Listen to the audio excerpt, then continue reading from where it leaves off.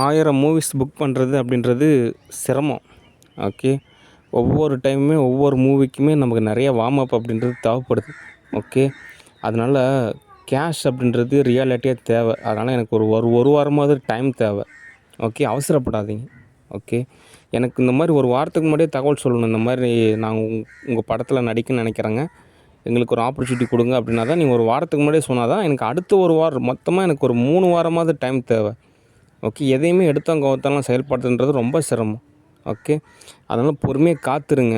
Cash ஏதோ கொடுத்தீங்க அப்படின்னா தோது பார்க்கலாம். அல்லது ஒரு வாரமாவது காத்துருங்க. நானே உங்களுக்கு தோதாகிறப்ப கூப்பிட்றேன். ஓகே. சரி, அடுத்த தகவல்.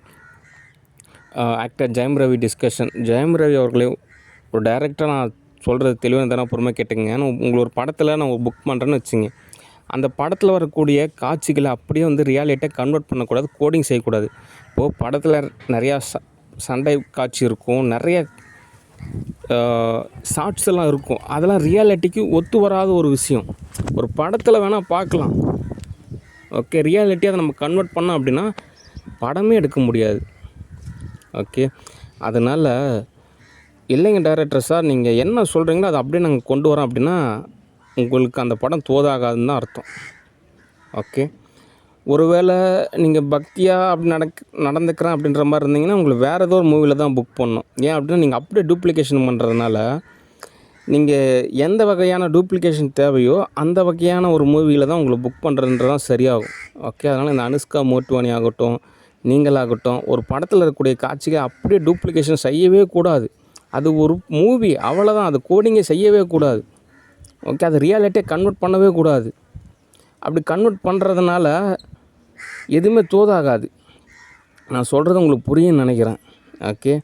அதனால் பகுத்தறிவாக செயல்படணும். அன்னப்பறவை மாதிரி தண்ணியும் பாலையும் கலந்து வச்சு அது அன்னப்பறவை பாலை மட்டும் குடிக்கும் அப்படின்ற மாதிரி சொல்கிறாங்க. அது கற்பனையோ பொய்யோ நிஜமோ அதெல்லாம் அடுத்தபட்சம். மொத்த கான்செப்டில் புரிஞ்சுக்கணும். நல்லதை மட்டும்தான் எடுத்துக்கணும். அப்படியே டூப்ளிகேஷன் பண்ணக்கூடாது. ஓகே. அதனால் ஒரு பதம் அப்படின்றது அவசியம். ஓகே. சரி, நானே உங்களை தோதாகிறப்ப கூப்பிட்றேன். அடுத்து டைரக்டர் சிவா, அவர் தான் அவங்களுடைய அடுத்த இயக்குனர். மற்றபடி என்ன இதுன்னு தகவல் நான் சொல்லுவேன். அதே சமயத்தில் ஒரு பட்டர்ஃப்ளை அட்டாக் ஏற்படுத்தி ஒரு ஈவினிங் டைமில் மூவி புக் பண்ண வைக்கலாம்னு நினைக்கவே கூடாது. ஒரு மூவி புக் பண்ணுறதுக்கெலாம் இங்கே ஒரு ஹில் ஸ்டேஷனுக்கு போகணும், நேரில் கன்சல்ட் பண்ணணும், ஒரு வாரமாவது ஸ்டே பண்ணணும். அப்போனா தான் பொறுமையாக தோதாகும். அதுதான் சரியான ஒரு நன்மை, ஒரு சரியான ஒரு வெற்றி அப்படின்ற மாதிரியான ஒரு சூழ்நிலை அமைச்சு தரும். ஓகே. மற்றபடி ஏதோ வார்த்தையில் போட்டு குழப்பிக்கக்கூடாது. ஓகே. முதல்ல மனுஷங்களை மதிங்க. ஓகே. மிருகமாக நினைக்கிறனால தான் சரி அடித்து விரட்டி நமக்கு தோது பார்த்துக்கலாம்னு நினைக்கவே கூடாது. ஓகே. ஒரு டீசென்சி இருக்கணும். ஓகே. சரி, நானே தோதாகிறப்ப கூப்பிட்றேன். அடுத்த தகவல். லோகேஷ் கனகராஜ் என்கின்ற சதீஷ் அது நேரில் வரல, காசு தரல, அது இல்லாமல் நிறையா நெகட்டிவான பர்சன்கள்லாம் சேர்ந்ததுனால உங்களுக்கு நிறையா நெகட்டிவான விஷயங்கள் நடந்துருச்சு. ஆனாலும் மூவிஸில் உங்களை நான் சேர்த்துக்கிறேன். ஆனால் ஸ்டூடியோவில் ஜாப்பு அப்படின்றது கொஞ்சம் ரிஸ்க்கு தான். ஓகே. ஏதாவது கேஷ் கொடுத்தீங்க அப்படின்னா அடுத்தடுத்து தோதாகும். நானே ஏதோ தோதாகிறப்ப கூப்பிட்றேன். சரி, அடுத்த தகவல்.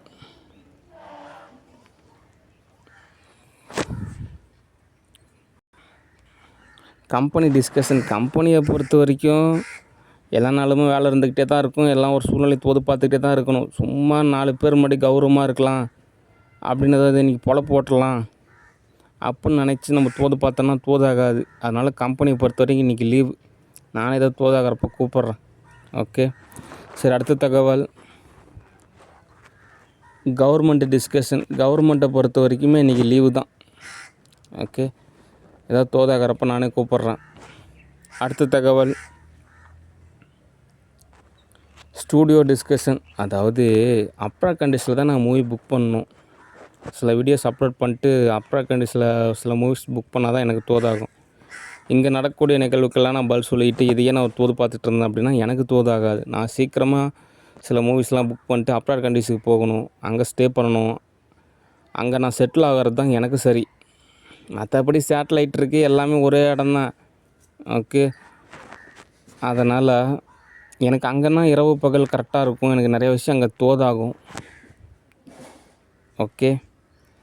அதனால் எனக்கு எங்கே தோதோ அங்கே தான் வேலை செய்கிறது தான் எனக்கு சரி. ஓகே. அடுத்து சினிமா இண்டஸ்ட்ரியை பொறுத்த வரைக்கும் மற்ற ஸ்டூடியோலாம் எவ்வளோ அருமையாக இருக்குது. இந்த கேரளா ஸ்டூடியோலாம் அவங்கெல்லாம் பல நாள் காத்திருப்பாங்க. இந்த சரஸ்வதி ஸ்டூடியோ என்ன கொடுமை நடந்தாலுமே அவங்க கூப்பிட மாட்டாங்க. அவங்களே அவங்க சகிச்சுக்கிட்டு பொறுமையாக காத்திருப்பாங்க. ஏன் லட்சுமி ஸ்டூடியோவில் கூட கூப்பிட்றதில்ல. மவுண்டன் ஸ்டூடியோவில் பிரபாஸை தவிர மற்ற யாருமே கண்டுக்க மாட்டாங்க. ஆனால் இந்த லாஸ்ட் ஸ்டூடியோவில் மட்டும்தான் எப்போ பாரு ஏதோ ஒரு பிரச்சனை, அவங்க பிரச்சனை, இவங்க பிரச்சனை, அதை பிரச்சனை, இதா பிரச்சனை. காசு இருக்கா, ஏதோ தோது இருக்கா, ஒரு வேளை சாப்பாடு இருக்கா, துணிமணி இருக்கா, அதை தவிர மற்றது எல்லா பிரச்சனையுமே இருக்குது. காசு இருந்துச்சுன்னா கூட சரி ஓகே டைரக்டர் சார் இங்கே பாருங்கள் இன்றைக்கி நம்ம கலெக்ஷனு ஒரு 10 லட்சம், இவர் தான் ஒரு படம் பண்ணணுமா, நீங்கள் என்ன சொல்கிறீங்க, இன்றைக்கே புக் பண்ணிடலாமா, இல்லை ஒரு 3 நாள் டைம் எடுத்துக்கலாமா, ஏதாவது தோதாகலாமா, எதுனா ஒரு பிஸ்னஸ்ஸு. டைரக்டர் சார் பாருங்கள் ஒரு நிலம் இருக்குது, நம்ம இப்போயே வாங்கி போட்டோம் அப்படின்னா நமக்கு நல்ல லாபம் இருக்குது, அங்கே பாருங்கள் ஒரு கம்பெனி இருக்குது. அல்லது டைரக்டர் சார் வாங்க இன்றைக்கி நம்ம ஒரு டின்னர் சாப்பிட்லாம், அதுக்கப்புறம் நம்ம எதனா கன்சல்ட் பண்ணலாம், டிஸ்கஸ் பண்ணலாம். டைரக்டர் சார் வாங்க நான் உங்களுக்கு ஒரு கிஃப்ட்டு கொடுக்குறேன், நீங்கள் என்ன மூவியில் புக் பண்ணிங்க, உங்களால் நான் நிறைய லாபம் கிடைச்சிது எனக்கு, அதனால் நான் உங்களுக்கு நன்றி செலுத்தும் விதமாக இந்த பரிசை நீங்கள் வாங்கிக்கிங்க. அப்படிலாம் ஒன்றுமே கிடையாது. ஒரு பாராட்டு, ஒரு அன்பளிப்பு, ஒரு கலந்துரையாடல் எதுவுமே கிடையாது. எப்போ பாரு பட்டர்ஃப்ளை அட்டாக்கு, அந்த பிரச்சனை இந்த பிரச்சனை. இதெல்லாம் ஒரு ஸ்டூடியோவா? கேட்டால் ரொம்ப படித்தவங்க மாதிரியே பேசுகிறாங்க. இங்கிலீஷில் பேசுகிறேன்றாங்க, கோட் சூட்டு போட்டுக்கிறேன்றாங்க, வெளிநாட்டுக்கெலாம் போகிறேன்றாங்க. ஆனால் ரியாலிட்டியாக ரொம்ப ரொம்ப ஒரு சரியில்லாத ஒரு நிலையில் நடந்துக்கிறாங்க. கொஞ்சம் கூட மனசாட்சி இருக்க மாட்டேங்குது. இவங்க மட்டும்தான் மனுஷங்க, மற்றவங்களாம் யாருமே மனுஷங்க கிடையாது அப்படின்ற மாதிரி நடந்துக்கிறாங்க. காலையிலேருந்து சாயந்தரம் வரைக்கும் இதே ரோதனையாக இருக்குது. சம்பாரிச்சு என்ன பிரயோஜனம்? அதை நிம்மதியாக அனுபவிக்கணும். ஓகே. இதில் ஆக்ட்ரஸ்லேருந்து எல்லோரும் அப்படி தான் இருக்கீங்க. நேரில் வர மாட்டேங்கிறாங்க, ஃபோனில் பேச மாட்டேங்கிறாங்க, ஒரு கிஃப்ட்டு கொடுக்க மாட்டேங்கிறாங்க. பயோ கெமிஸ்ட்ரி எந்த அளவுக்கு உடைக்க முடியுமோ அந்தளவுக்கு உடைச்சி போட்டுடுறாங்க. அதுக்கப்புறம் மூவி புக் பண்ணுங்கன்னு சொன்னால் எப்படி புக் பண்ணுறது? ஒரு கெமிஸ்ட்ரியை உடைக்கக்கூடாது. நானும் இந்த மாதிரி பேசவே கூடாதுன்னு தான் நினைப்பேன். ஒரு மாதத்துக்காவது நம்ம பேசவே கூடாது. மேக்ஸிமம் புக்ஸ் எழுதலாம் அல்லது ஏதோ வீடியோ அப்லோட் பண்ணலாம், பேசவே கூடாதுன்னு நினைப்பேன். ஆனால் சூழ்நிலை அந்த மாதிரி இருக்கனால தான் பேச வேண்டிய நிலமை இருக்குது. ஏன்னா கெமிஸ்ட்ரி உடைக்கவே கூடாது. கெமிஸ்ட்ரி உடஞ்சிச்சினாலே சினிமா இண்டஸ்ட்ரிக்கு தோதாகாது. அந்த கெமிஸ்ட்ரி அப்படியே கொண்டு போகணும். கெமிஸ்ட்ரி லெவலில் வந்துட்டு உடைக்கவே கூடாது. ஆனால் இங்கே என்னென்ன பண்ணி அதை உடைக்கிறத மட்டும் இல்லை, புல்டோசரை ஏற்றி, அதாவது இந்த ஒரு பட்டாம்பூச்சி மேலே ஒரு 40-50 புல்டோசரை ஏற்றிக்கிட்டே இருந்தால் எப்படி இருக்கும் அந்த மாதிரி பண்ணிடுறாங்க. அப்படின்றப்போ எப்படி நம்ம சம்பாதிக்கிறது, எப்படி தோது பார்க்கறது?